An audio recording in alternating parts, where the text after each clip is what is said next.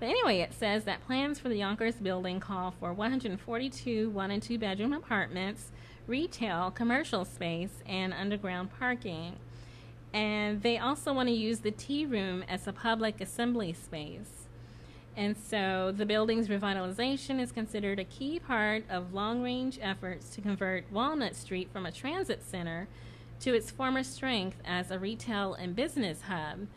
And this is all part of the new potential for retail revitalization of Walnut Street once the transit hub is relocated 2 blocks down to a little bit south of Cherry, I believe.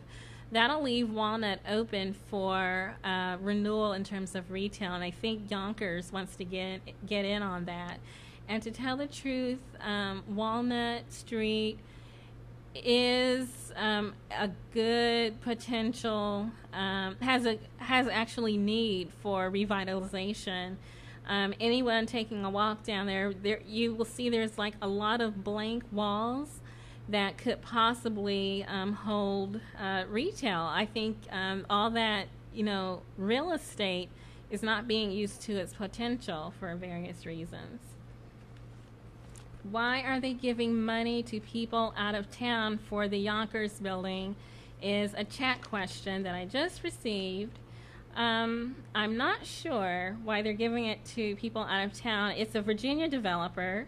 His name is Michael Alexander, and he's working with the Alexander Group, which is unrelated, from Madison, Wisconsin. I'm not sure why they chose that developer. I don't know if it went out for bid and it just worked out that way. But it's a good question. Let's see. It looks like Cindy Peterson, director of the Iowa Department of Cultural Affairs, did weigh in on that. That's something that probably bears following up on. I don't know myself, but it's a very good question. Thank you. Let's see. There's also another article from that same paper that I didn't want to miss, and I almost did. Let me get back to it.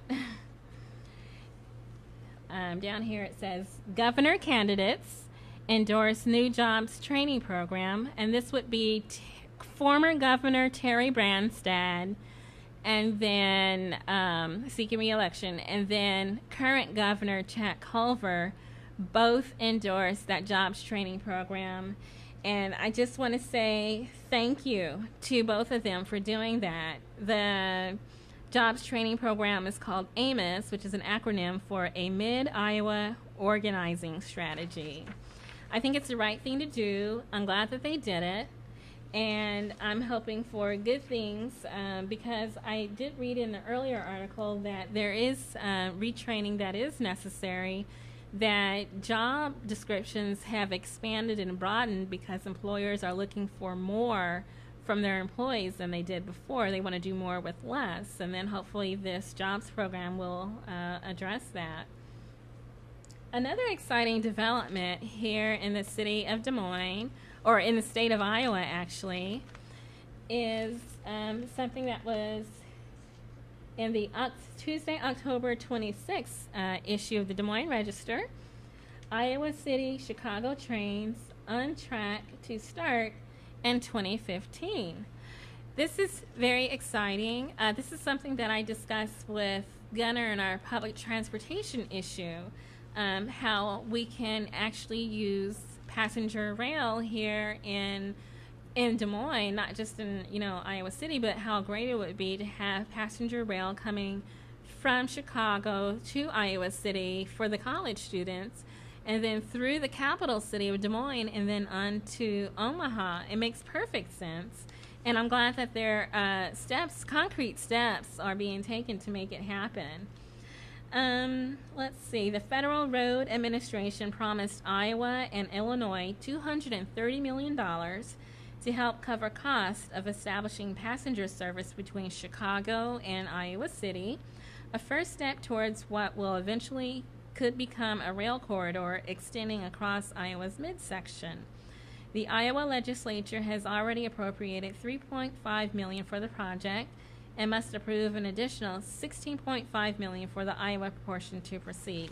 This is according to Tamara Nicholson, who's the director of the Iowa Department of Transportation Rail Office.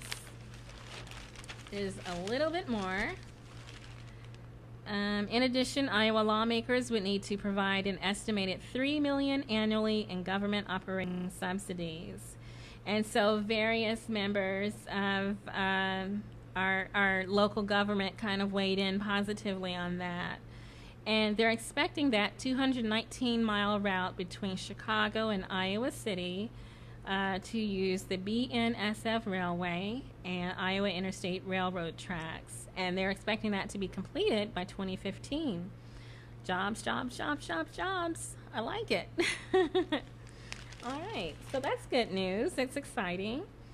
And I got another chat communication. Let's hope they're both former governors after November 2nd, and we have a new governor.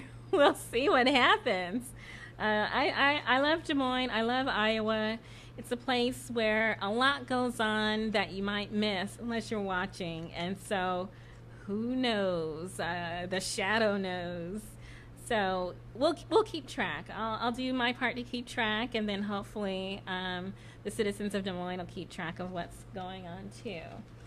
So we spoke about downtown and how we can make it thrive.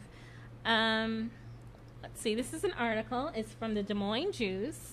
And the Des Moines Juice is a paper that's geared towards, it's a magazine from the Des Moines Register, and it's geared towards young professionals 25 to 35. But I see relevance to me as well.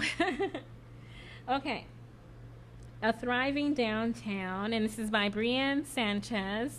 And I say that because she also wrote the article that I read about transportation that me and Gunnar discussed when he was on the show.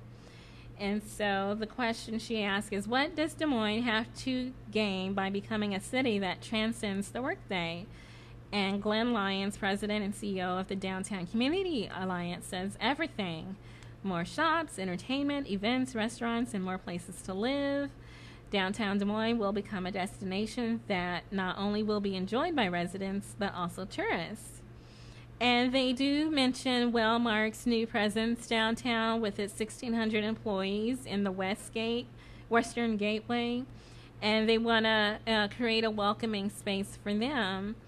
And let's see, it does go on to say that, quote, we're really interested in the people working downtown and what restaurant services and retail they'll be using. And this is Amy Baker, Director of Marketing and Communications for the Downtown Community Alliance. It's a very important piece for us. And I'll just weigh in on that concerning the Yonkers space, where they're saying, what can we do to make downtown more livable and a destination place for people to kind of hang around after the workday instead of hopping the bus or in the cars and commuting straight back home. I would say grocery store, and we'll address that later in the show. It's definitely the theme for today. So that moves us to the food issue, and this is what I got when I attended the World Food Prize Conference. I picked up information. This is from the U.S. Department of Agriculture. And they actually wanted to do some emphasis on grains, vegetables, fruits, milk, meat, and beans, basically just encouraging good, healthy diets all around with a focus on fruits,